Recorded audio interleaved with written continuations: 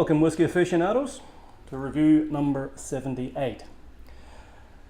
We have got a Bunnahabhain 7-year-old 53.3 independent bottling by Duncan Taylor, and this is bottle 259 out of 330. It's not very often you come across this, but I picked up a bottle, thought I would, haven't tried it before, so something nice. I also took this one along as my offering to the monthly whiskey club that I go to called SMUG, Single Malt Users Group. And it scored fairly low, about a 7.2. However, the standard of whiskies at those events is absolutely tremendous because it's non-commercial, and we're able to get some very, very good stuff. Anyway, let's give this a go. On the nose, it's well, light, a little bit nutty. It smells like it's going to be a little spicy. The color is very light, as you would expect. It's an Islay whiskey, of course.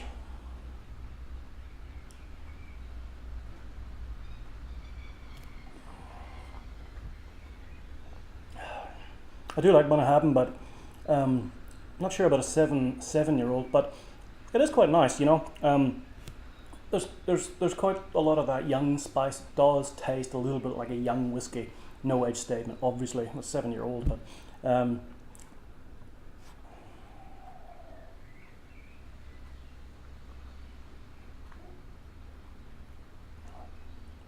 little bit of saltiness coming in there. Sweet. Cherries. As I say, just a little nutty. Bit like myself, really.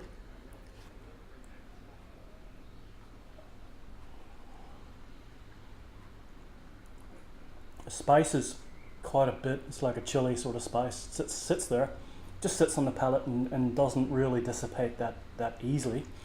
And sometimes I struggle. Is that because, you know, is that because it's such a young whiskey and we're getting the initial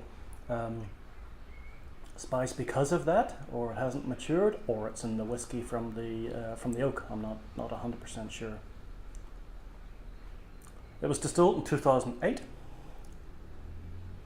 It's not bad, you know. It's a run-of-the-mill average sort of whiskey. It is a little pricey for a 7-year-old. I gotta say, it was about 140 bucks, which is quite expensive for a 7-year-old whiskey, right?